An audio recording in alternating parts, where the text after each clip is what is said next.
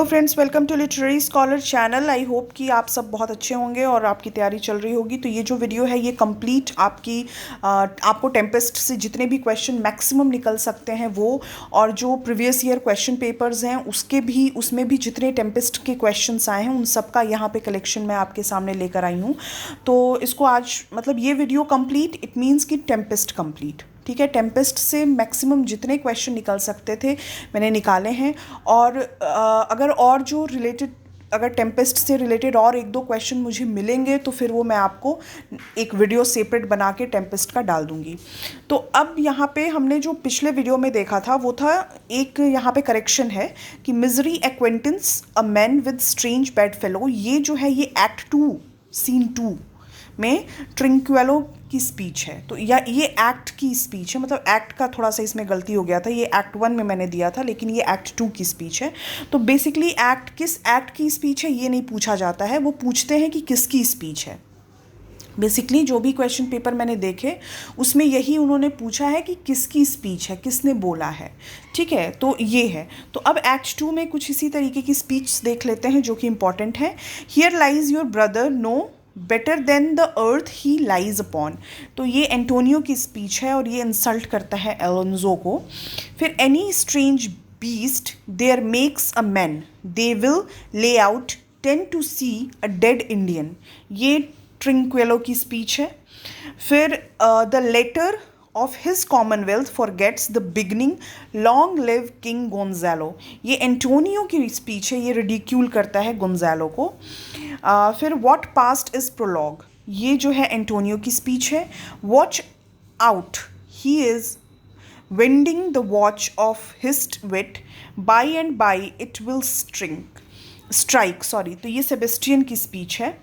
That's a brave god and bears celestial liquor, I will kneel to him, ये Caliban की speech है। ये सारे एक्ट 2 के स्पीच हैं। अब एक्ट 3 की स्पीच देखिए, थॉट इज़ फ्री, ये स्टीफेनो की स्पीच है।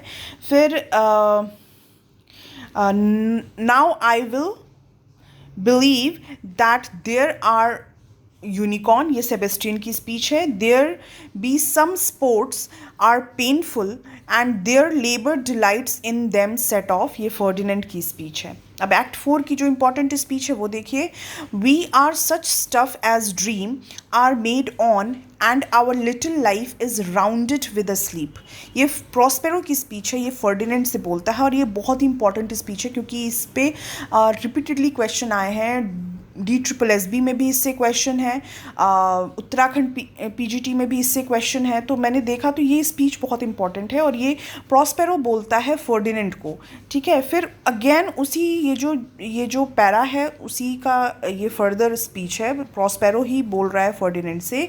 Look thou be true, do not give dalliance too much the rein, the strongest oath are straw to the fire the blood, ठीक है। ये प्रॉस्पेरो की स्पीच है। अब एक्ट 5 की जो स्पीच है उसमें प्रॉस्पेरो की स्पीच जो कि बहुत ही इंपॉर्टेंट है और ये भी पूछा गया है, the rarer action is in virtue than in vengeance, ठीक है। ये प्रॉस्पेरो की स्पीच है। फिर प्रॉस्पेरो की स्पीच है, this thing of darkness I acknowledge mine. उसके बाद मिरेंडा की स्पीच आती है एक्ट 5 में, how beauteous mankind is, O brave new world that such people in it, ठीक है। फिर प्रॉस्पेरो की अगेन जो इंपॉर्टेंट स्पीच है वो है, let us not burden our remembrance with the heaviness that's gone, ठीक है। अब ये तो कुछ हो गया स्पीच रिलेटेड। अब एपिलॉग की बात हम करें तो एपिलॉग की ये इंपॉर्टेंट लाइन हो सकता है कि डायरेक्टली पूछ दे कि but release me from my bands with the help of your good hands, gentle breath of your my sail must fill our else my projects fails which was to please। तो ये जो है ये Prospero ही बोलता है, epilogue जो है Prospero बोलता है और उसको एड्रेस किया है उन्होंने ऑडियंस को। तो उस वही है ये पूरा प्रॉस्पेरो की स्पीच है एपिलॉग में, और या एपिलॉग जो बोला है प्रॉस्पेरो उसमें की इंपॉर्टेंट लाइन्स हैं, as you from crimes would pardon me, let your intelligence set me free. अब कुछ कैरेक्टर से रिलेटेड जो क्वेश्चन है, Prospero central character of the play है, ठीक है, यही एक सेंट्रल कैरेक्टर है। फिर लिटन स्ट्रेची ने कहा प्रॉस्पेरो के बारे में, क्रस्टी पर्सनैज, सेल्फ ओपिनिएटेड, ठीक है। फिर डी विल्सन ने बोला है प्रॉस्पेरो के लिए, a terrible old man, almost a tyrannical and irascible as Lear, ठीक है। ये सारे क्रिटिक्स ने प्रॉस्पेरो के लिए जो स्टेटमेंट्स दिए हैं, तो हो सकता है कि एक स्टेटमेंट आपको ऐसे एज इट इज़ उठा के दे दे और पूछा जाए कि किस क्रिटिक ने ये स्टेटमेंट दिया है किस कैरेक्टर के लिए, टेम्पेस्ट के, ठीक है। तो हो सकता है ऐसे पूछते। फिर एम.आर. रिडल ने बोला कि his forgiveness spring from pleasure in the gesture than from real kindness of heart, ठीक है। फिर प्रॉस्पेरो जो होता है वो ड्यूक है मिलान का, और उसका जो भाई है वो उसको फोर्स करता है कि वो इटली की तरफ जाए। फिर प्रॉस्पेरो और मिरिंडा को वहाँ रहते हुए उस आइलैंड पे 12 साल हो गए हैं। प्रॉस्पेरो जो है वो अपनी बेटी की शादी के लिए मास्क और अरेंज करता है, जिसमें कि सीरिस, आइरिस एंड जूनो जो है मिथिकल फिगर्स हैं जो ये इसी मास्क में अपेयर होते हैं। फिर Antonio is the brother of Prospero. फिर Prospero and Ariel set out as a bait for Caliban, Trinculo and Stephano. Glistering apparel, एक ग्लिस्टिंग एपरल का इनको एक बेट बना, मतलब set out for the bait Caliban Trinculo, क्योंकि Caliban, ट्रिंक्वेलो और Stefano जो है ये मिल के प्रॉस्पेरो को मारने के लिए एक साजिश बनाते हैं, जिसकी वजह से इनको इस तरीके से मतलब उनके लिए बेट रखा जाता है जिससे उसको पनिश किया जा सके। सोर्स ऑफ प्रॉस्पेरोज पावर, प्रॉस्पेरो की जो मैजिकल पावर थी उसका सोर्स क्या था, तो उसकी जो मैजिक बुक्स थी, जिसके लिए वो कहता है कि ये जो बुक्स हैं मेरी मैजिकल बुक्स हैं, वही मेरे लिए एक बहुत पूरा ड्यूकडम के बराबर है, ठीक है। फिर प्रॉस्पेरो क्यों ट्रीट करता है कैलिबन को बहुत बैडली, क्योंकि उसने उसकी बेटी मेरिंडा के ऊपर रेप अटेम्प्ट किया था, ठीक है। और वो रेप क्यों अटेम्प्ट किया था, नॉट बिकॉज कि he is very bewitched by the Miranda's beauty, लेकिन रीज़न ये था कि वो चाहता था कि उसकी जो जनसंख्या है वो उस पूरे आइलैंड पे बढ़ जाए, जिससे कि जो प्रॉस्पेरो है उसका जो पावर है वो कम हो जाए, ठीक है। तो कुल मिला के he wanted to take revenge from Prospero, और उसको वो मतलब उससे उसकी पूरे कहा जाए कि अपने आप को एक पावरफुल अथॉरिटी में लाने के लिए वो इस तरीके का अटेम्प्ट करता है। फिर किसने हेल्प किया था मिरिंडा और प्रॉस्पेरो को भागने में, वो था गोंजालो। फिर Prospero intend to drown his book after he has reconciled with his enemy. तो सबसे पहला काम क्या करता है जब उसके सारे एनिमीज से वो माफ़ कर देता है, फॉरगिव कर देता है अपने सभी एनिमीज़ को, तो प्रॉस्पेरो सबसे पहले अपनी किताबों को हटाता है, because that is the source of power. और उसी किताब और उसी नॉलेज की वजह से उसका पूरा ड्यूकडम गया था, क्योंकि वो इतना इन्ग्रॉस्ड हो गया था अपने मैजिक में और इस सब नेक्रोमेंसी में, इतना ज़्यादा वो इन्वॉल्व था, जिससे कि वो अपने जो उसके प्यूपल थे, जो उसकी प्रजा थी, उसके लिए ये पूरी तरीके से रिलक्टेंट हो गया था, जिसका फ़ायदा इसके भाई ने उठाया, तो उसको वो चीज़ रियलाइज़ होती है। तो इसीलिए फाइनल जब वो रिकनसाइल हो जाता है तो वो अपनी किताबों को हटाने की बात करता है। फाइनल टास्क क्या देता है प्रॉस्पेरो एरियल को, ये सारे क्वेश्चंस हैं, हो सकता है आपको एज इट इज़ पूछ दे। To give the fleet calm sea on its return to Italy, वो जब वो जा रहे हैं तो उनको एक काम जर्नी मिले, ये उसको काम मिलता है। फिर प्रॉस्पेरो किस तरीके से स्टीफेनो, देखिए यहाँ स्टीफेनो की स्पेलिंग है, दो स्पेलिंग दिखेगी, STFANO और एक है STPH, ठीक है, PHANO, ठीक है। ये दोनों स्पेलिंग मुझे मिली है, इस वजह से मैंने इसको दोनों लिखा हुआ है, ठीक है। कहीं कहीं जो है वो स्टीफेनो में PHANO दिया हुआ है, कहीं कहीं FANO दिया हुआ है। सो उस तरीके से मतलब ये दोनों स्पेलिंग यूज़ में थी, इस वजह से मैंने इसको डाला है इसमें। फिर Prospero punish Stephano, Caliban and Trinculo for plotting to kill him by make them run through a briar patch and swim in a scummy pond, ठीक है। स्कमी पॉन्ड में वो स्विम करने को उनको फोर्स करता है, और बेरर पैच में जो रूखी ज़मीन है उस पर जो है ये भगाता है इनको, क्योंकि they are trying to kill Prospero, और वो किसके इन्फ्लुएंस में आके कैलिबन ये सब प्लॉट करता है इन दोनों को लेके, ट्रिंक्वेलो को और स्टीफेनो को अपने साथ मिलाता है और वो प्लॉट करता है कि इसको मार देते हैं। फिर है प्रॉस्पेरो की स्पीच है, a devil born a devil on whose nature nurture can never stick, on whom my pains humanly taken all lost quite lost. ये प्रॉस्पेरो की स्पीच है। फिर प्रॉस्पेरो अपनी डॉटर मेरिंडा को क्या क्या बोलता है, बिलवड डार्लिंग बोलता है, डियर हार्ट बोलता है, a rich gift, third of his own life. ये सारे जो हैं वो यूज़ करता है अपनी बेटी को बुलाने के लिए।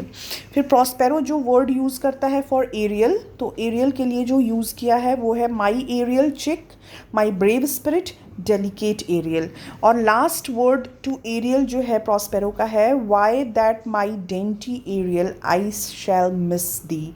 ठीक है, ये प्रॉस्पेरो की लास्ट वर्ड थे टू एरियल्स। ठीक है, फिर प्रॉस्पेरो जो है वो टेस्ट करता है Ferdinand's love for his daughter by making him a servant. वो फोर्स करता है फर्डिनेंड को कि वो उसका सर्वेंट हो जाए, और जिससे कि वो टेस्ट कर सके कि कितना हद तक ये मेरी बेटी को पसंद करता है, क्या इसका मतलब ट्रू लव है। तो जो टेस्ट ऑफ फर्डिनेंड्स लव होता है वो कैसे होता है कि प्रॉस्पेरो उसको सर्वेंट बनाता है और उनको फेच करने के लिए भेजता है लकड़ियाँ। ठीक है, लकड़ियाँ इकट्ठा करने के लिए भेजता है।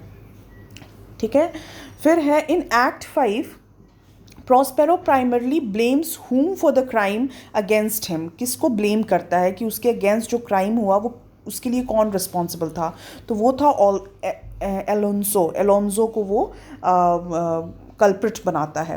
फिर according to Prospero king's ship landed at Bermuda after the tempest. ठीक है, उनके अकॉर्डिंग, प्रॉस्पेरो के अकॉर्डिंग जो किंग की शिप है वो कहाँ लैंड करती है, बारमूडा में लैंड करती है आफ्टर टेम्पेस्ट। फिर act 1 Prospero ascribe the loss of his dukedom to his negligence as a ruler. ठीक है, वो ये कब एक्सेप्ट करता है कि नेग्लिजेंस की वजह से उसका ड्यूकडम गया। इन एक्ट 1 वो ये चीज़ स्वीकार करता है कि मेरी नेग्लिजेंस की वजह से, मेरे नेक्रोमेंसी और बुक में मतलब घुसे रहने की वजह से मैंने अपना ड्यूकडम खो दिया। फिर Alonso find out that Prospero is still alive because Ariel charges him with betraying Prospero. ठीक है, कि हाँ, तो ये है कि ये फाइंड आउट करता है अलोन्सो कि प्रॉस्पेरो जो है अभी तक जिंदा है, क्योंककि बिकॉज एरियल चार्जेस हिम, कि एरियल जो है वो चार्ज कर रहा है कि उसने बिट्रे किया था प्रॉस्पेरो को, और ये जो है ये उसको पता चलता है अलोन्सो को थ्रू कि मतलब प्रॉस्पेरो ज़िंदा है, क्योंकि पहले सबको लगता था कि प्रॉस्पेरो मर गया क्योंकि उन्होंने उस तरीके के माहौल में उसको छोड़ा था, लेकिन वो बाद में पता चलता है, उसको एरियल के थ्रू पता चलता है कि नहीं, प्रॉस्पेरो ज़िंदा है। और वो कब कहता है, क्योंकि जब एरियल उसको कहता है कि तुम्हारी वजह से तुमने अपने भाई को बिट्रे किया था, तब जो है अलोन्सो को पता चलता है कि उसका भाई जिंदा है। ठीक है, तो ये इसका मतलब हुआ। फिर Prospero is the speaker of the epilogue, जैसा कि मैंने बताया, और वो एड्रेस किया गया है ऑडियंस को, और लास्ट है, मतलब कि इसको लास्ट में यूज़ किया गया है। एंड ऑफ द प्ले जो है वो एपिलॉग से हुआ है। ठीक है, फिर साइक्रॉक्स के बारे में बात करें तो साइक्रॉक्स जो है या क्रॉक्स जो है वो मतलब वो प्रॉस्पेरो के आने से पहले उसकी डेथ हो चुकी थी।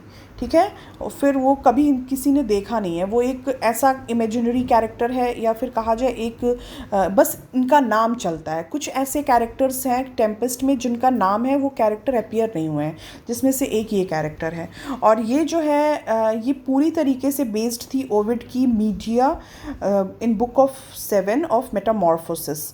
ठीक है, फिर ये जो खुद मतलब साइक्रॉक्स थी, ये खुद जो है विक्टिम रही है बैनिशमेंट की, और फिर वो ये आइलैंड उसको भी लाइफ प्रोवाइड करता है। और जब वो एक्सपेल की गई थी तब वो प्रेग्नेंट थी बाय कैनिबल, और फिर वही कैनिबल का बर्थ होता है उस आइलैंड पे। अब कैलिबन की बात करें तो वही वो सन, उस विच का ये सन था, ये बेटा था। फिर प्रॉस्पेरो और एरियल हाँ, वही जो पहले मैंने इसको ये क्वेश्चन तो बता दिया है। फिर Caliban and Ferdinand forced to perform the task of carrying wood, ठीक है। जैसा कि मैंने बताया कि जो प्रॉस्पेरो था वो देखना चाहता था कि कितना मतलब कितनी सच्ची मोहब्बत करता है ये फर्डिनेंड मेरे बेटी से। तो उसके लिए ये क्या करता है, उसको सर्वेंट बना लेता है और इनको फोर्स किया जाता है कि ये वुड जो है कैरी करें। ये टास्क जो है प्रॉस्पेरो ने दिया था कैलिबन और फर्डिनेंड दोनों को, ठीक है। फिर कैलिबन जो है, जो पहली एंट्री है कैलिबन की वो कैसे है, उसने अपने हाथ में बर्डन ऑफ वुड्स ले रखा है। एक्ट 2 सीन 2 में कैलिबन की एंट्री हुई है, ठीक है। कैलिबन जो है वो हाफ ह्यूमन हाफ मॉन्स्टर है। प्रॉस्पेरो जो है उसको कन्फाइन करता है एक स्टोन केव में और उसको लिमिटेड एरिया घूमने की मतलब उसको परमिशन मिली है। और अगर सिंबल देखा जाए तो कैलिबन का जो सिंबल है वो लोअर साइड ऑफ ह्यूमैनिटी को दर्शाता है। कैलिबन का रिजेंबलेंस फिश से है, ये किसने बोला, ये ट्रिंक्वेलो को लगता है कि ये फिश से रिजेंबल कर रहा है बिकॉज वो फिश जैसा स्मेल कर रहा है। फिर प्रॉस्पेरो किस तरीके से कैलिबन को एड्रेस करता है, thou earth, thou tortoise, poisonous slave, ठीक है। फिर he is also refer to as misshapen knave, ठीक है। स्टीफेनो ड्रीमिंग ऑफ लॉर्डशिप, मतलब कि आइलैंड का लॉर्डशिप वो खुद को डिक्लेयर करता है और वो कैलिबन को डिक्लेयर करता है, मतलब और कैलिबन का वो अपने आप को ल्यूटिनेंट डिक्लेयर करता है। मतलब ये कहने का मतलब कि स्टीफेनो जो है वो कहता है कि तुमको हम इस आइलैंड का राजा बना देंगे और तुम्हारे हम ल्यूटिनेंट रहेंगे, ठीक है। कैलिबन कंस्पायर करता है प्रॉस्पेरो के अगेंस्ट इन एक्ट 3 सीन 2 में, ठीक है। एक्ट 3 सीन 2 में ये कंस्पायर करता है अगेंस्ट प्रॉस्पेरो और ये दोनों जो हैं किसके साथ मिलके करता है, स्टीफेनो एंड ट्रिंक्वेलो के थ्रू। कोलरिज ने कैलिबन को कहा है अ नोबल बीइंग, ठीक है। तो हो सकता है ये पूछते कि किसको लगता था कि Caliban is a Nobel being, तो दैट इज़ कोलरिज, ठीक। फिर मिरिंडा के बारे में कुछ इंपॉर्टेंट लाइंस या इंपॉर्टेंट फैक्ट्स जो आपको जानना चाहिए। इसको ईव ऑफ इंचेंटेड पैराडाइज कहते हैं, ठीक है, मिरिंडा को, क्योंकि एकमात्र ऐसा कैरेक्टर है पूरे शेक्सपियर के प्ले में जो इतना अनटच्ड रहा है ह्यूमैनिटी से और इतनी प्योर और इतनी जेनरस रही है, ठीक है। इसकी मतलब इनमें प्योरिटी भर भर के भरी थी क्योंकि कहीं दूर दूर तक इसका ह्यूमन या मैनकाइंड से कहीं वास्ता ही नहीं था और ये मतलब पूरी तरीके से अनकरप्टेड रही है, तो इसलिए इसको eve of an enchanted paradise कहा जाता है। इनको जो है Miranda is the daughter of Prospero और इसको जब ये बैनिश किया गया था इसको इसके अंकल के थ्रू, तो उस समय ये 3 साल की थी, ठीक है। फिर टेम्पेस्ट के पहला एक्ट का सीन 2 जो है वो मेरिंडा के स्पीच से शुरू होता है, तो मेरिंडा की एंट्री जो है वो एक्ट 1 के सीन 2 से होती है। फिर फाइनल सीन में जो मेरिंडा एंड फर्डिनेंड हैं दे आर प्लेइंग चेस, तो ये भी क्वेश्चन आया है कि वो क्या कर रहे हैं, तो वो कौन सा गेम प्ले कर रहे हैं, दे आर प्लेइंग चेस। फिर प्रॉस्पेरो ने स्टेज किया था masque in order to celebrate the betrothal of मतलब wedding of Miranda and Ferdinand, किस एक्ट में, एक्ट 4 के सीन 1 में ये मास्क जो है स्टेज किया जाता है बाय प्रॉस्पेरो। फिर एरियल के रिलेटेड कुछ जो इम्पोर्टेंट फैक्ट है, ये स्पिरिट ऑफ एयर है। प्रॉस्पेरो को ये मिला था trapped in a cloven pine T और इसको किसने ट्रैप किया था, वही जो विच थी साइक्रोक्स, वही ने। फिर ये सर्व करता है प्रॉस्पेरो को, ठीक है। एबिलिटी ऑफ क्या क्या है एरियल की, ही कैन फ्लाई, ये अपने आप को इनविजिबल बना सकता था, control the movement of the people, influence the weather, ठीक है, ये सारा है। कब हम पहली बार मिलते हैं एरियल से, एक्ट 1 के सीन 2 में, ठीक है। फिर Ariel in act 2 intervene in a conspiracy, मतलब एरियल ने 2 कॉन्स्पिरेसी को इंटरवीन किया। पहला कि जब एलोन्जो को किल करने मतलब उसको मारने के लिए उसके भाई सेबेस्टियन को उकसाता है एंटोनियो, ठीक है, तो वो जो है एरियल जो है वो एलोन्जो को, जो कि किंग ऑफ नेपल्स हैं, उनको वो नींद से जगा देता है, जिसकी वजह से ये जो कॉन्स्पिरेसी है ये फेल हो जाती है। और दूसरी कॉन्स्पिरेसी एक्ट 3 में, वही जब कैलिबन प्लॉट करता है टू मर्डर प्रॉस्पेरो, ये भी वही इंटरवीन करता है, मतलब उसको फाइंड आउट करता है। लास्ट में प्रॉस्पेरो जो है वो एरियल को फ्री कर देता है क्योंकि यही उसकी डील थी। फिर एरियल को मोस्ट म्यूज़िकल कैरेक्टर बोला जाता है शेक्सपियर का। क्यों? क्योंकि इसने पूरे उसमें मतलब पूरे प्ले में 4 इम्पॉर्टेंट सॉन्ग्स गाए हैं। वो सॉन्ग कौन कौन से हैं? पहला है come unto these yellow sands, act 1 scene 2। ये जो है ये तब ये जब ये इस पूरे सीन में जो एरियल है वो अपीयर होता है as a water nymph, and he uses this song to calm the storm, जो कि स्टॉर्मी सी जो मतलब उसके जादू की वजह से जो समुद्र में तूफ़ान आया था, उस तूफ़ान को शांत करने के लिए उसने ये गाना गाया था। ठीक है। फिर दूसरा सॉन्ग जो था वो है फुल फैंथम 5। ये भी एक्ट 1 सीन 2 में है, और इसमें जो है ये सॉन्ग वो फर्डिनेंड के लिए गाता है, जिससे कि वो कन्विंस कर सके फर्डिनेंड को कि उसके फादर जो हैं वो स्टॉर्म की वजह से डूब गए। ठीक है। तीसरा जो सॉन्ग है वो है while you here do snoring lie. ये भी एक्ट 1 सीन 2 में है, और ये अवेक करता है गोंजालो को जब वो मतलब इनक्लोज्ड स्लीप में रहता है, मतलब वो फेंट ओंट हो गए रहते हैं ये लोग, तब वो अवेक करता है ये गाना गा के। और एक जो इसका गाना है वो लास्ट में है वेयर द बी सक्स। ये जो है ये किसी जादू के लिए नहीं किया गया था, ये गाना गाया गया था, ये स्पॉन्टेनियस सॉन्ग आया था एरियल का जब उसको पता चलता है कि वो फ्री होने वाला है। तो that is the spontaneous song जो कि उसके खुशी की वजह से निकलता है। ठीक है। तो ये 4 इंपॉर्टेंट सॉन्ग्स हैं जो कि एरियल ने गाए हैं।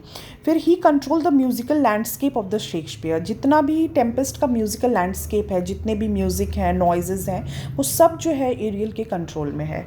ठीक है। अब देखते हैं फर्डिनेंड के बारे में। Ferdinand is the Prince of Naples, deeply love in Mirinda. और ये इन्फ्लुएंस होके मतलब एरियल के मैजिक की वजह से इसको लव एट फर्स्ट साइट हुआ रहता है मेरिंडा से। ठीक है। Prospero called him thing divine, and Miranda call him noble. ठीक है। फिर अब कुछ एज ए जनरल क्वेश्चन जो टेम्पेस्ट से रिलेटेड हैं। Alonzo help Antonio to overthrow Prospero. Prospero को ओवरथ्रो करने के लिए थ्रोन से किसने हेल्प किया था एंटोनियो को? अलोंजो ने। फिर Sebastian is the brother of Alonso, और ये जो है एक जेस्टर है, और इसको इन्फ्लुएंस करता है अपने भाई को मारने के लिए एंटोनियो। ठीक है। गोंजालो जो है वो काउंसलर रहा है किंग का, और ये एक ऑनेस्ट मैन है। ट्रिंक्वेलो जो है एक ड्रंकन जेस्टर रहा है, ये सर्वेंट था एलोंजो का। फिर कैलिबन जो है वो इसको अपना न्यू मास्टर एक्सेप्ट करने के लिए तैयार था, ये सोच के कि इसके पास जो है ये मैजिकल पावर होगा और इसके थ्रू वो प्रॉस्पेरो को ओवरथ्रू कर देगा अपने हाथ, मतलब उसको हटा देगा।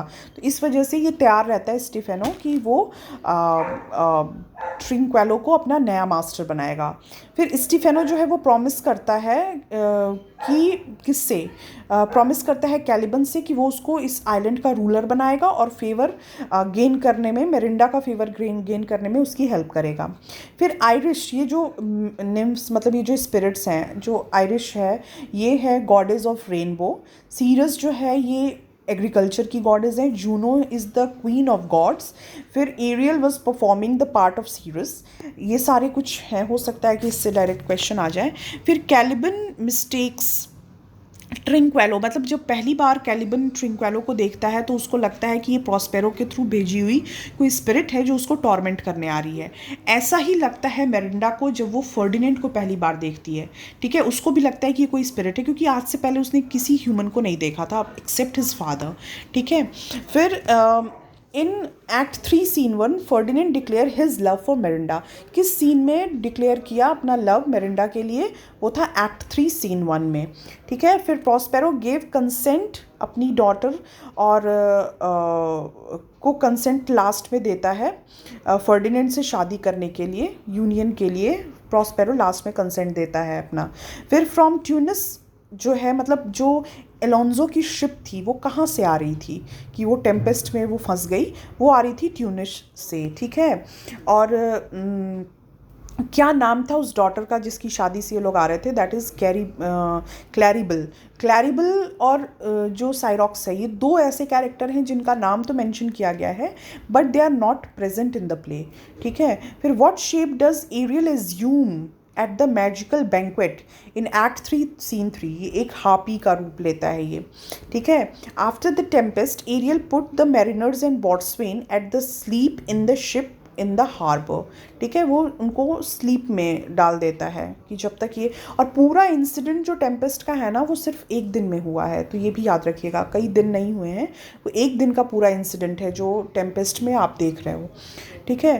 फिर है सेबेस्टियन परजुएडेड, हाँ, किसके थ्रू परजुएड होके वो तैयार हो जाता है अपने भाई अलोंजो को मारने के लिए, सेबेस्टियन, ये एंटोनियो के प्रभाव में आके सेबेस्टियन तैयार हो जाता है, और इसी चीज़ को एरियल रोकता है ये अलोंजो को जगा के नींद से। फिर फाइनल टास्क, ये तो मैंने आपको बता ही दिया। फिर लास्ट में जो है कौन सा ऐसा कैरेक्टर है जो इंग्लैंड जाता है, दैट इज़ ट्रिंक्वेलो। अब ये कुछ प्रीवियस ईयर के क्वेश्चंस हैं जो आप देख लो। On seeing Ferdinand Miranda exclaim, जब पहली बार मेरिंडा फर्डिनेंड को देखती है तो क्या कहती है, O father surely that is a spirit, lord how it looks about, ठीक है। फिर ये सारे प्रीवियस ईयर क्वेश्चन है, मतलब previous year in the sense not for the only PGT, ये जितने भी हैं जिसमें नेट के भी क्वेश्चन हैं, उत्तराखंड पीजीटी के क्वेश्चंस हैं, DSSB के क्वेश्चंस हैं, ठीक है।